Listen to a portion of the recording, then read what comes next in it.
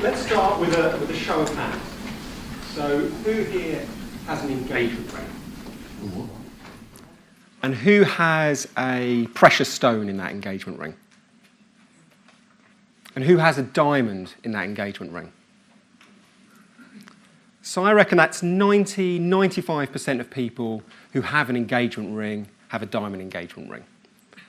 And in many ways, that shouldn't be that surprising. After all, what's more natural than the link between romance and diamond engagement rings? Now, as someone who's gone and bought a ring before, the choice wasn't really whether to buy a diamond ring, it was what type of diamond to buy. But of course, there's nothing natural about it at all. It's a marketing invention. There's no more a link between romance and diamonds than there is between Christmas and Coca-Cola. In the 1930s, most people didn't buy fancy rings, and those that didn't necessarily buy diamonds. Only about 10% of rings had a diamond. People were as likely to buy emeralds, sapphires, or rubies. But then De Beers started their legendary marketing campaign. They forged a link in people's minds between the durability of a diamond and the eternal nature of true love, through that wonderful line, "A diamond is forever." But some people believe that that was only the second best line that De Beers created.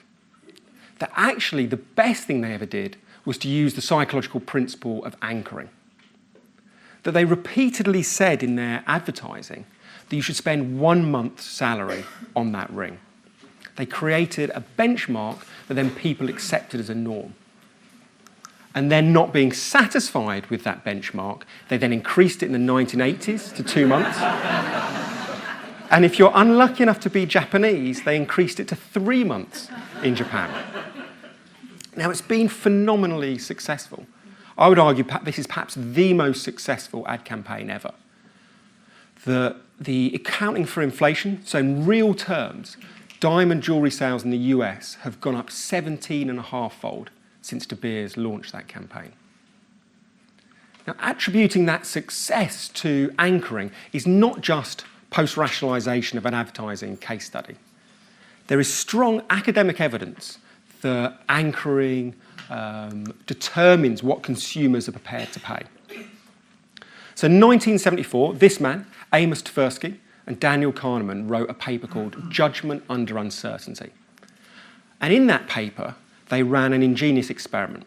They created a huge wheel of fortune that they got students in to spin, and the wheel of fortune was rigged so it either ended up at 10 or 65. Now, once students had seen their number, they were then asked a simple question. What proportion of African nations do you think are members of the UN? Now, people who'd seen the low anchor, the number 10, thought or estimated about 25%. People who had seen the high anchor, 65, estimated 45%. So there was a near doubling of their estimate because of that arbitrary anchor. Now, the academics thought that what was happening here was that people didn't think the number that had been thrown out at the beginning of the experiment was relevant.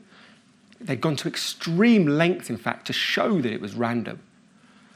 But that people used that number as the starting place from their decision. And yes, they adjusted up or down from it, but they never adjusted enough. So we can see from both academic and from case study evidence that anchors are very important in setting people's perception of value. So why is it when we're talking to business directors or account leads, are they not constantly thinking how they can apply anchors to the value that clients perceive their work? And I think the reason for that is that we have all bought into a myth, a pernicious myth that consumers might be irrational, might be susceptible to nudges, but that business people aren't, that they are logical decision makers. Now, the academic evidence doesn't support that myth. The academic evidence suggests that business people, experts, are just as prone to being moved by psychological biases. So Godfrey Northcroft and Margaret Neal ran a very interesting experiment in 1987. They recruited a large number of estate agents and they showed them a house and gave them all the same details about that house, apart from one key fact.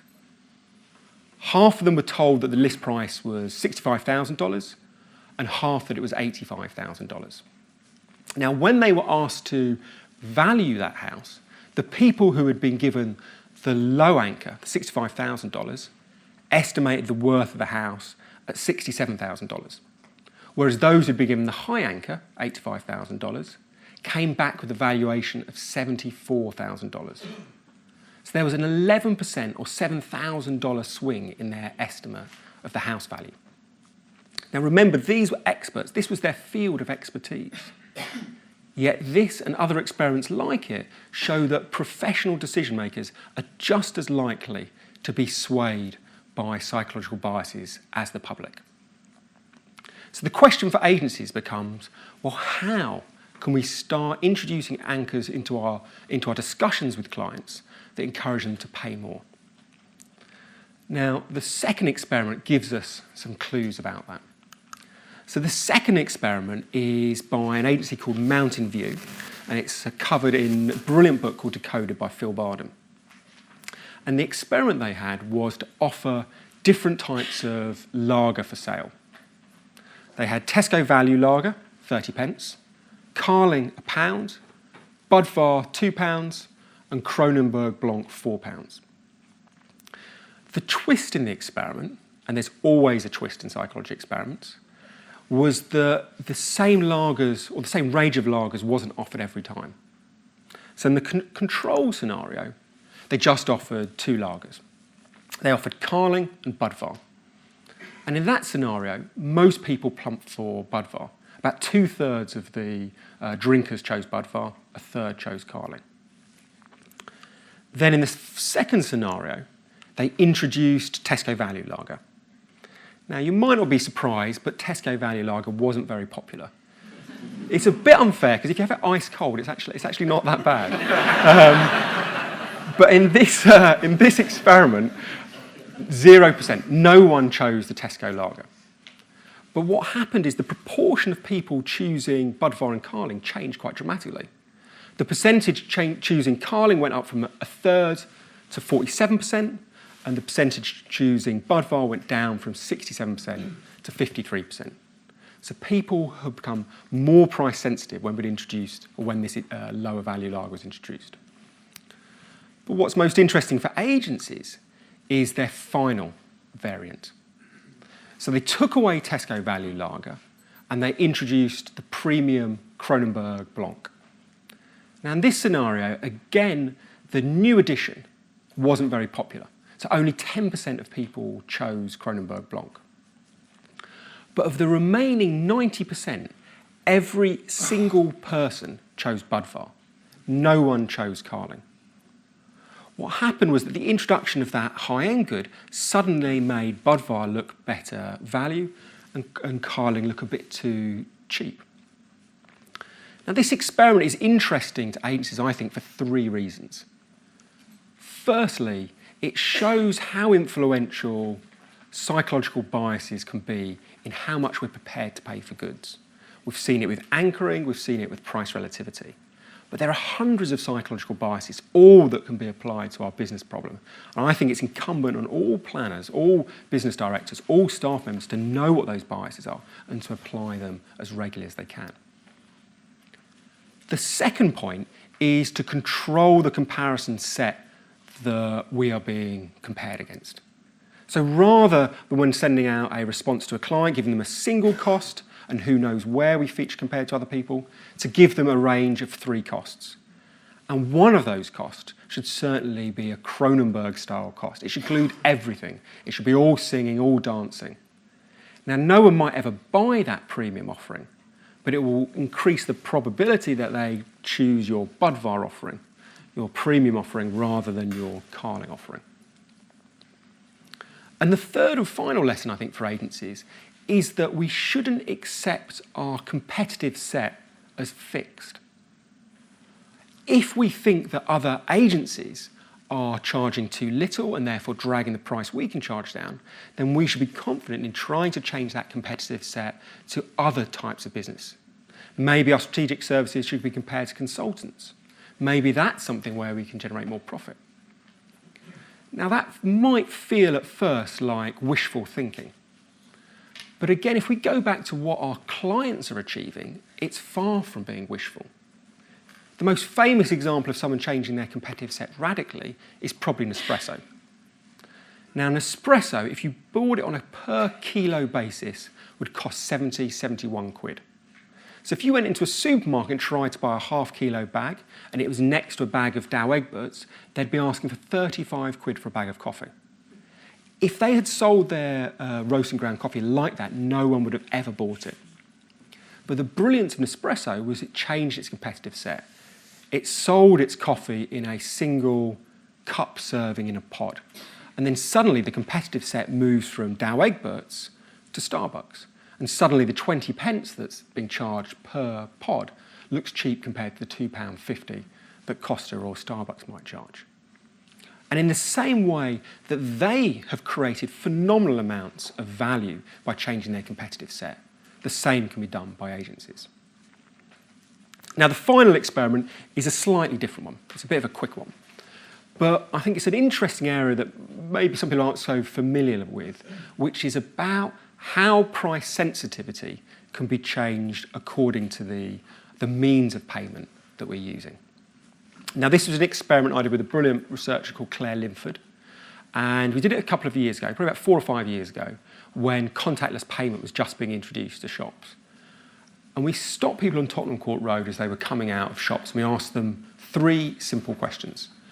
We asked them, what had they just spent? What means of payment had they just used? And then finally, because people don't tell you the truth, we asked them for their receipt so we could check what they'd actually spent. And as a side, if you ever want to stop people, no one will ever stop for free in London. And if you try and offer them a £1 coin, they'll throw it back in your face because they're not cheap. But if you offer them a scratch card, anyone will stop in London and they'll give you 5 minutes of time. So that, if you've got nothing else from that's actually a practical tip. So the results we found were when people had paid by cash, they overestimated how much they'd spent by an average of 9%. Credit card was pretty spot on, and contactless they underestimated by 5%. Now that's 14% swing. So when we went and spoke to our clients, we said, look, your actual value doesn't matter. What matters in getting people to return is your memory of value. So rather than reducing your prices, which is hugely costly in encouraging people to come and shop, why don't you spend this little bit of money on introducing contactless terminals? And don't see it just as a way of speeding up service, but see it as a way of changing your value perception. Now, whilst I think that was interesting for our retail clients, it's also really interesting, I think, for agencies, because we can sometimes change the currency with which our clients pay us. If we go and ask people to be paid by cash, we know from lots and lots of psychological work that people are very price sensitive. If we put a psychological distance between cash and the currency we ask for, people become much less price sensitive. So one way media agencies can do this is by using barter credits. Don't ask people to pay for your econometrics, your research, your SEO with actual cash. Why not ask them to pay for it with barter credits, for example? By creating that psychological distance, you'll decrease price sensitivity. Now, those are just 3 very quick examples of how I think psychology can be applied to our own business. There are lots and lots and lots of other biases, all of which can be applied. But for some reason, I think agencies are still reluctant to spend the time and effort to immerse themselves in these biases. And I wonder if the real reason behind this is because, as Rory Sutherland says, we're like dogs that bark at every shiny new passing car. That we're obsessed about Pokemon Go strategies or what the latest technology can do for us. And we forget to spend the time on, I think, fundamental human truths. Now, this isn't a new problem. Bill Bernbach said it brilliantly. He said, human motivations have taken millions of years to evolve. They will take millions of years even to vary. It's fashionable to talk about the changing man, but as communicators, we should be concerned with the unchanging man.